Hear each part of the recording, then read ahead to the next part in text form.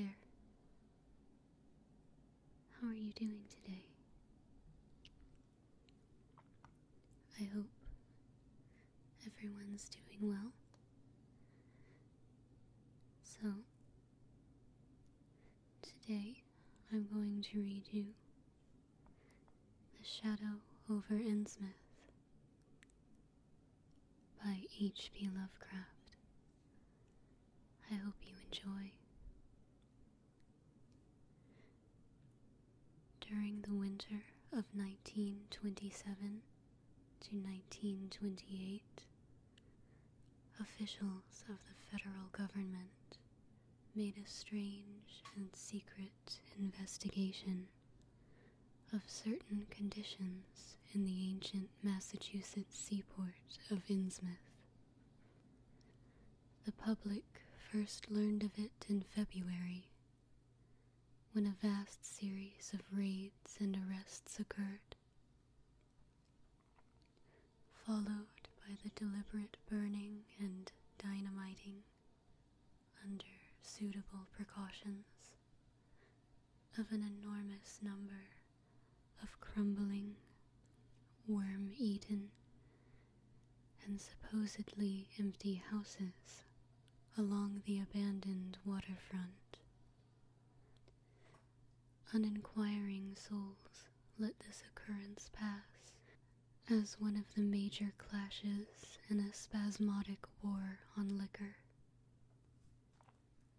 Keener news followers, however, wondered at the prodigious number of arrests, the abnormally large force of men used in making them,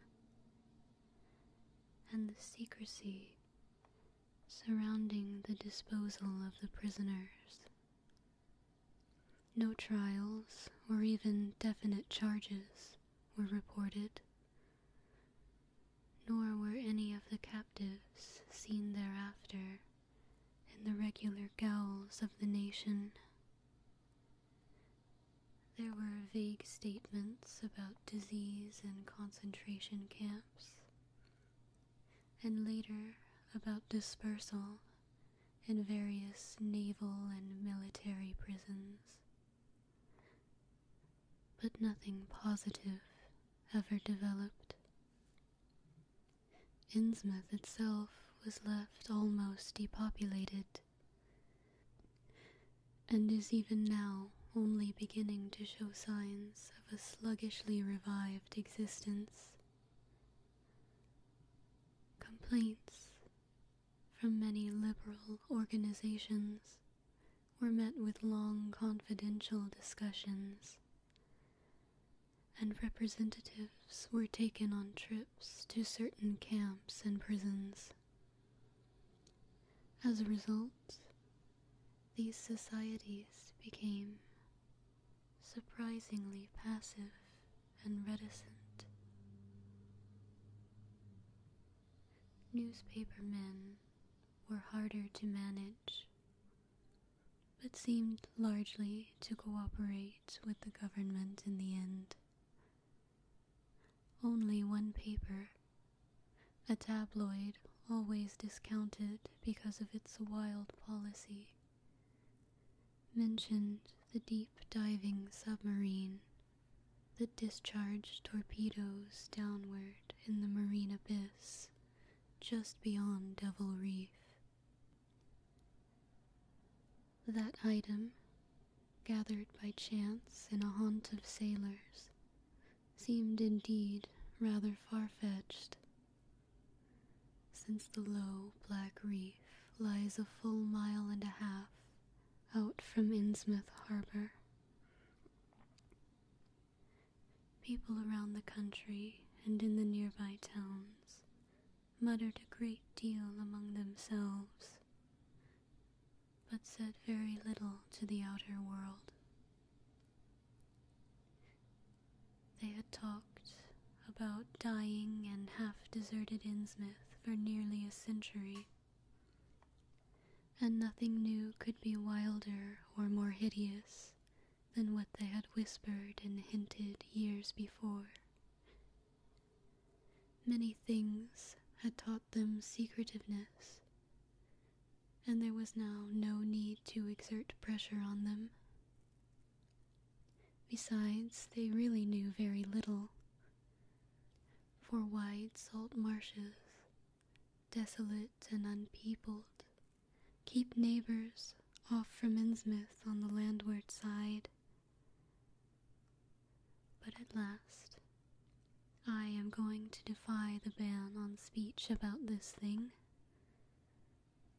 Results, I am certain, are so thorough that no public harm, save a shock of repulsion, could ever accrue from hinting of what was found by those horrified raiders at Innsmouth. Besides, what was found might possibly have more than one explanation. I do not know just how much of the tale has been told even unto me, and I have many reasons for not wishing to probe deeper. For my contract with this affair has been closer than that of any layman, and I have carried away impressions which are yet to drive me to drastic measures. It was I who fled frantically out of Innsmouth in the early morning hours of July 16th, 1927, and whose frightened appeals for government inquiry and action brought on the whole reported episode. I was willing enough to stay mute while the affair was fresh and uncertain.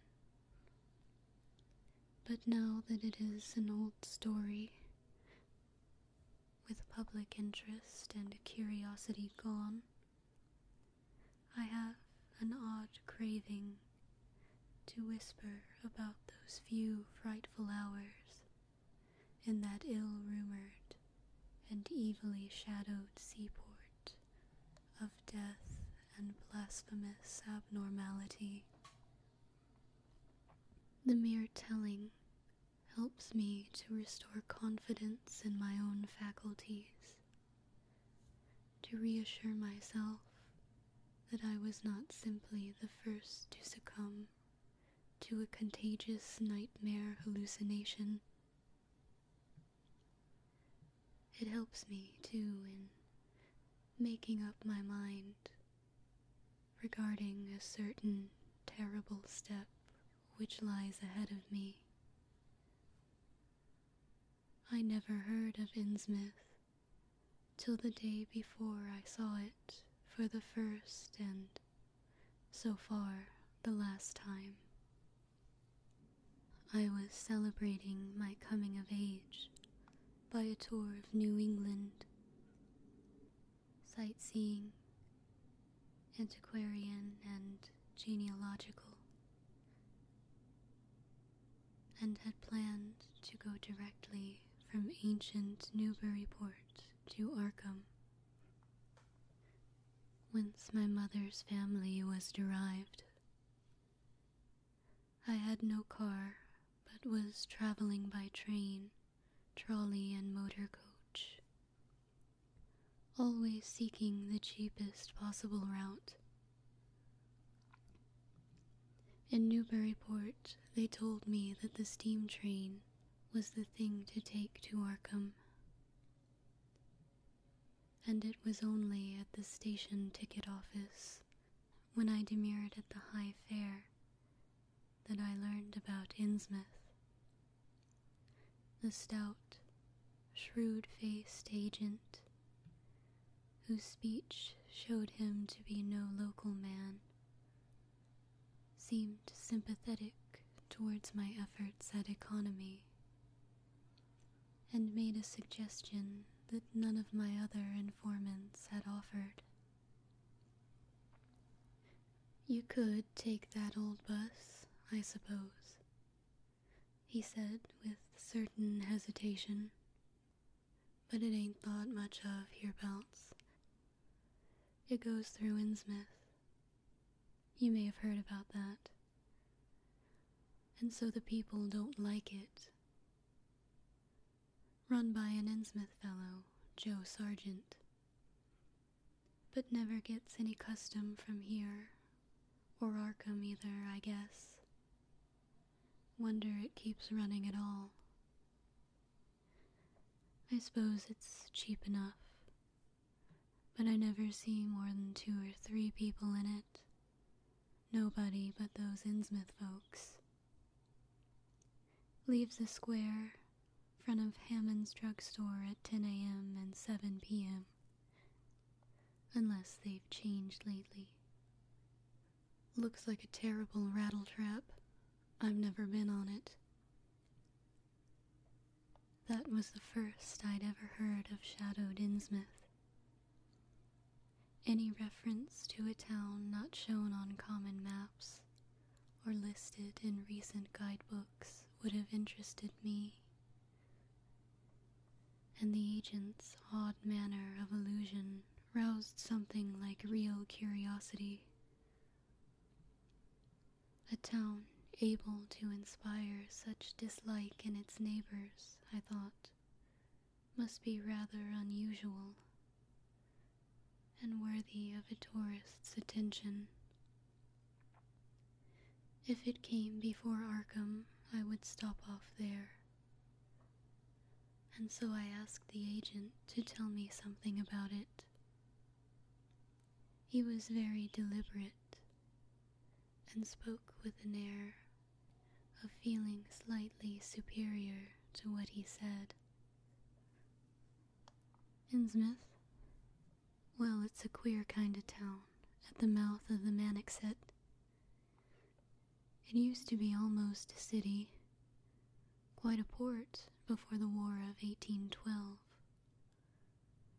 but all gone to pieces the last 100 years or so. No railroad now.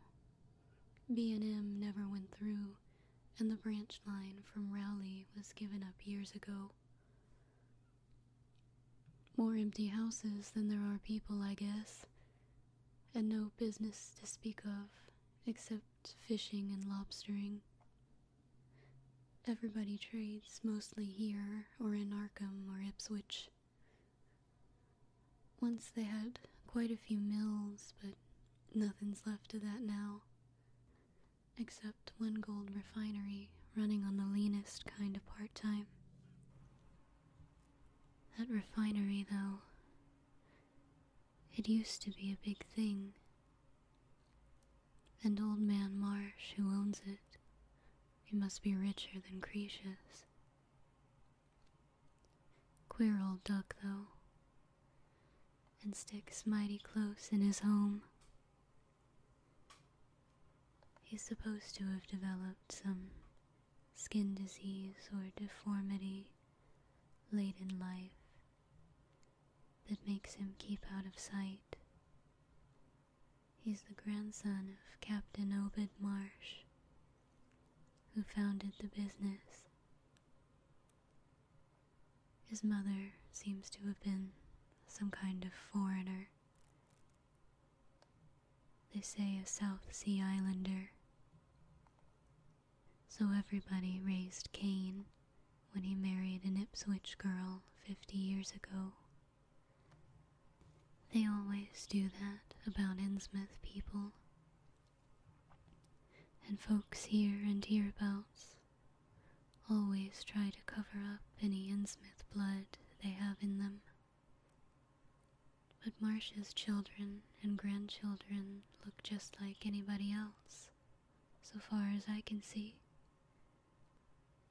I've had him pointed out to me here, though, come to think of it, the older children don't seem to be around lately. I never saw the old man. And why is everybody so down on Innsmouth? Well, young fellow, you mustn't take too much stock in what people around here say. They're hard to get started, but once they do get started, they never let up. They've been telling things about Innsmouth, whispering them mostly, for the last 100 years, I guess. And I gather they're more scared than anything else. Some of the stories would make you laugh. About old Captain Marsh driving bargains with the devil and bringing imps out of hell to live in Innsmouth. Or about some kind of devil worship and awful sacrifices in some place near the wharves that people stumbled on around 1845 or thereabouts. But I came from Panton, Vermont, and that kind of story doesn't go down with me. You ought to hear, though, what some of the old-timers tell about the Black Reef off the coast. Devil Reef, they call it. It's well above water a good part of the time, and never much below it. But at that, you could hardly call it an island. The story is that there's a whole legion of devils seen sometimes on that reef, sprawled out, or darting in and out of some kind of caves near the top. It's a rugged, uneven thing, a good bit over a mile out, and toward the end of shipping days, sailors used to make big detours just to avoid it. That is, sailors that didn't hail from Innsmouth. One of the things they had against old Captain Marsh was that he was supposed to land on it sometimes at night, when the tide was right. Maybe he did, for I dare say the rock formation was interesting, and it's just barely possible he was looking for pirate loot, and maybe finding it. But there was talk of his dealing with demons there. Fact is, I guess on the whole, it was really the captain that gave the bad reputation to the reef. That was before the epidemic of 1846, when over half the folks in Innsmouth was carried off. They never did quite figure out what the trouble was, but it was probably some kind of foreign disease brought from China or somewhere by the shipping. It surely was bad enough. There was riots over it, and all sorts of ghastly things I don't believe ever got outside of town. And it left the place in awful shape. Never came back. There can't be more than 300 or 400 people living there now. But the real thing behind the way folks feel is simply race prejudice. And I don't say I'm blaming those that hold it. I hate those Innsmouth folks myself, and I wouldn't care to go to their town. I suppose you know, though I can see you're a Westerner by your talk, what a lot of our New England ships used to have to do with queer ports in Africa, Asia, and the South Seas, and everywhere else, and what queer kinds of people they sometimes brought back with them. You've probably heard about the Salem man that came home with a Chinese wife, and maybe you know there's still a bunch of Fiji Islanders somewhere around Cape Cod. Well, there must be something like that of the Innsmouth people. The place always was badly cut off from the rest of the country by marsh marshes and creeks, and we can't be sure about the ins and outs of the matter, but it's pretty clear that old Captain Marsh must have brought home some odd specimens when he had all 3 of his ships in commission back in the 20s and 30s. There certainly is a strange kind of streak in the Innsmouth folks today. I don't know how to explain it, but it sort of makes you crawl. You'll notice a little in Sergeant if you take his bus. Some of them have queer narrow heads with flat noses and bulgy staring eyes that never seem to shut, and their skin ain't quite right. It's rough and scabby, and the sides of their necks are all shriveled and creased up. They get bald too, very young. I guess they must die of looking in the glass. Animals hate 'em. They used to have lots of horse trouble before autos came in. Nobody around here, or in Arkham or Ipswich, will have anything to do with them, and they act kind of offish themselves when they come to town, or when anyone tries to fish on their grounds. Queer how fish are always thick off Innsmouth Harbor when there ain't anywhere else around. But just try to fish there yourself, and you'll see how the folks chase you off. Those people used to come here on the railroad, walking and taking the train at Rowley after the branch was dropped, but now they use that bus. Yes, there's a hotel in Innsmouth called the Gilman House, but I don't believe it can amount to much. I wouldn't advise you try it. You'd better stay over here and take the 10 o'clock bus tomorrow morning. Then you can get an evening bus there for Arkham at 8 o'clock.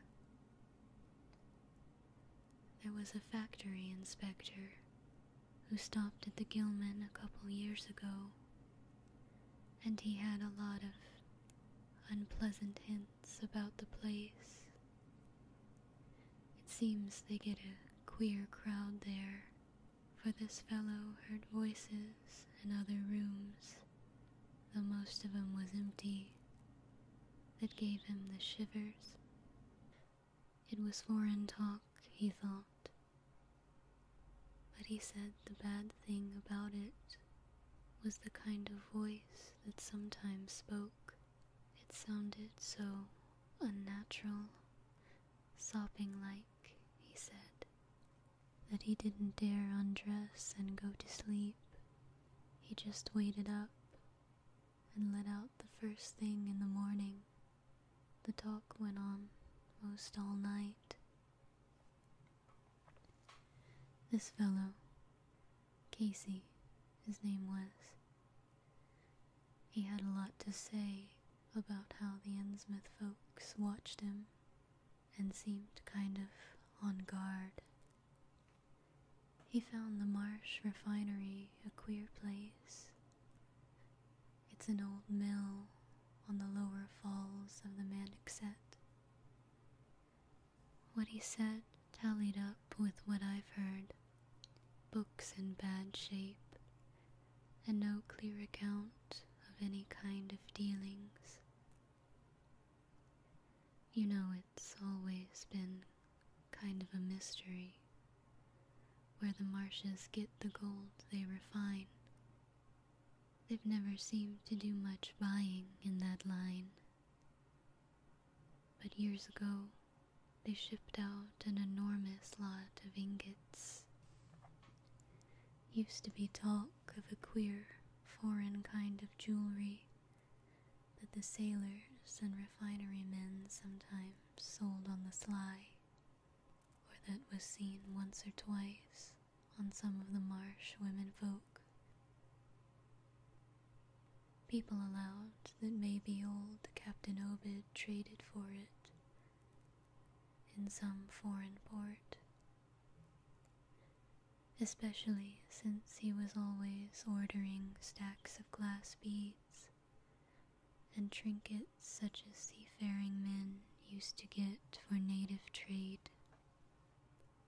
Others thought, and still think, he'd found an old pirate cache out on Devil Reef. But here's a funny thing. The old captain's been dead these 60 years, and there ain't been a good-sized ship out of the place since the Civil War. But just the same, the marshes still keep on buying a few of those native trade things, mostly glass, and rubber gewgaws, they tell me. Maybe the Innsmouth folks got 'em to look at themselves. God knows they've gotten to be about as bad as the South Sea cannibals and Guinea savages. That plague of '46 must have taken off the best blood in the place. Anyway, they're a doubtful lot now, and the marshes and the other rich folks are about as bad as any. I told you, there probably ain't more than 400 people in the whole town, in spite of all the streets they say there are. I guess they're what they call white trash down south, lawless and sly, and full of secret doings. They get a lot of fish and lobsters, and do exporting by truck.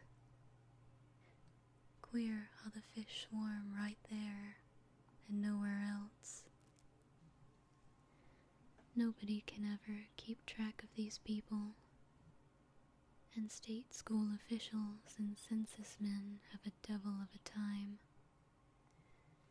You can bet that prying strangers ain't welcome around Innsmouth. I've heard personally of more than one business or government man that's disappeared there, and there's loose talk of one who went crazy and is out at Danvers now. They must have fixed up some awful scare for that fellow. That's why I wouldn't go at night if I was you. I've never been there, and I have no wish to go. But I guess a daytime trip couldn't hurt you, even though the people hereabouts will advise you not to make it. If you're just sightseeing, looking for some old-time stuff, Innsmouth ought to be quite a place for you. And so, I spent part of that evening at Newburyport Public Library, looking up data about Innsmouth. When I had tried to question the natives in the shops, the lunchroom, the garages, and the fire station, I found them even harder to get started than the ticket agent had predicted, and realized that I could not spare the time to overcome their first instinctive reticences. They had a kind of obscure suspiciousness, as if there were something amiss with anyone too interested in Innsmouth. At the YMCA, where I was stopping, the clerk merely discouraged my going to such a dismal, decadent place, and the people at the library showed much the same attitude. Clearly, in the eyes of the educated, Innsmouth was merely an exaggerated case of civic denigration. The Essex County histories on the library shelves had very little to say, except that the town was founded in 1643, noted for shipbuilding before the Revolution, a seat of great marine prosperity in the early 19th century, and later a minor factory center using the Manixet as power. The epidemic and riots of 1846 were very sparsely treated, as if they formed a discredit to the county. References to decline were few, though the significance of the later record was unmistakable. After the Civil War, all industrial life was confined to the Marsh Refining Company, and the marketing of gold ingots formed the only remaining bit of major commerce aside from the eternal fishing. That fishing paid less and less as the price of the commodity fell and large-scale corporations offered competition, but there was never a dearth of fish around Innsmouth harbor.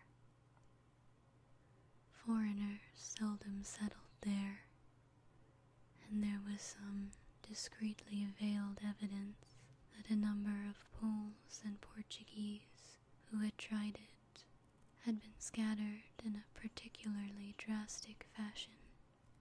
Most interesting of all was a glancing reference to the strange jewelry vaguely associated with Innsmouth. It had evidently impressed the whole countryside more than a little, for mention was made of specimens in the Museum of Miskatonic University at Arkham, and in the display room of the Newburyport Historical Society. The fragmentary descriptions of these things were bald and prosaic, but they hinted to me an undercurrent of persistent strangeness. Something about them seemed so odd and provocative that I could not put them out of my mind, and despite the relative lateness of the hour, I resolved to see the local sample, said to be a large, queerly proportioned thing, evidently meant for a tiara, if it could possibly be arranged. The librarian gave me a note of introduction to the curator of the society, a Miss Anna Tilton, who lived nearby, and after a brief explanation, that ancient gentlewoman was kind enough to pilot me into the closed building, since the hour was not outrageously late. The collection was a notable one indeed, but in my present mood, I had eyes for nothing but the bizarre object which glistened in a corner cupboard under the electric lights. It took no excessive sensitiveness to beauty to make me literally gasp at the strange, unearthly splendor of the alien, opulent fantasy that rested there on a purple velvet cushion. Even now, I can hardly describe what I saw, though it was clearly enough a sort of tiara. As the description had said, it was tall in front, and with a very large and curiously irregular periphery, as if designed for a head of almost freakishly elliptical outline. The material seemed to be predominantly gold, though a weird, lighter lustrousness hinted at some strange alloy with an equally beautiful and scarcely identifiable metal Its condition was almost perfect, and one could have spent hours in studying the striking and puzzlingly untraditional lines, some simply geometrical, and some plainly marine, chased or molded in high relief on its surface with a craftsmanship of incredible skill and grace. The longer I looked, the more the thing fascinated me, and in this fashion there was a queerly disturbing element, hardly to be classified or accounted for. At first, I decided that it was the queer, otherworldly quality of the art which made me uneasy. All other art objects I had ever seen either belonged to some known racial or national stream, or else were consciously modernistic defiances of every recognized stream. This tiara was neither. It clearly belonged to some settled technique of infinite maturity and perfection, yet that technique was utterly remote from any, Eastern or Western, ancient or modern, which I had ever heard of or seen exemplified. It was as if the workmanship were that of another planet. However, I soon saw that my uneasiness had a second and perhaps equally potent source, residing in the pictorial and mathematical suggestions of the strange designs. The patterns all hinted of remote secrets and unimaginable abysses in time and space, and the monotonously aquatic nature of the reliefs became almost sinister. Among these reliefs were fabulous monsters of abhorrent grotesqueness and malignity, half ichthic and half batrachian in suggestion, which one could not dissociate from a certain haunting and uncomfortable sense of pseudo-memory, as if they called up some image from deep cells and tissues whose retentive functions are wholly primal and awesomely ancestral.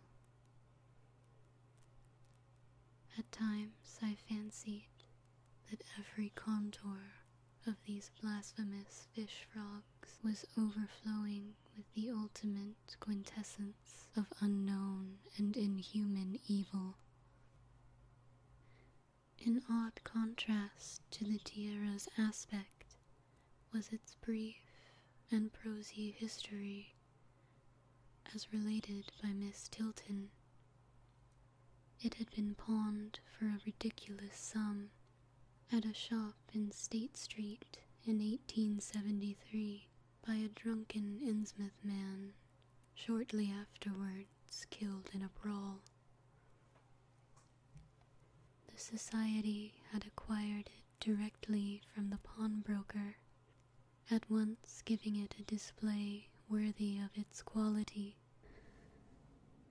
It was labeled as of probable East Indian or Indo-Chinese provenance, though the attribution was frankly tentative. Miss Tilton, comparing all possible hypotheses regarding its origin and its presence in New England, was inclined to believe that it formed some part of some exotic pirate horde discovered by old Captain Obed Marsh this view was surely not weakened by the insistent offers of purchase at a high price which the Marshes began to make as soon as they knew of its presence, and which they repeated to this day, despite the Society's unvarying determination not to sell. As the good lady showed me out of the building, she made it clear that the pirate theory of the Marsh fortune was a popular one among the intelligent people of the region. Her own attitude towards shadowed Innsmouth, which she had never seen, was one of disgust at a community slipping far down the cultural scale. And she assured me that the rumors of devil worship were partially justified by a peculiar secret cult which had gained force there and engulfed all the Orthodox churches. It was called, she said, the Esoteric Order of Dagon, and was undoubtedly a debased, quasi-pagan thing, imported from the East a century before, at a time when the Innsmouth fisheries seemed to be going barren. Its persistence among a simple people was quite natural in view of the sudden and permanent return of abundantly fine fishing, and it soon came to be the greatest influence on the town, replacing Freemasonry altogether, and taking up headquarters in the old Masonic Hall on New Church Green. All this, to the pious Miss Tilton, formed an excellent reason for shunning the ancient town of decay and isolation. But to me, it was merely a fresh incentive.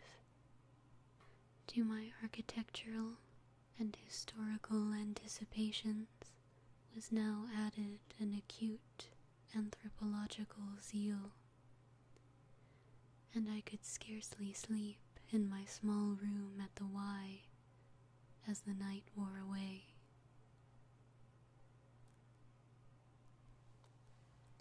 Okay, that's the end of part 1 of The Shadow over Innsmouth. I hope you enjoyed reading with me, and if you'd like to hear more, join me next week and we'll read part 2 together.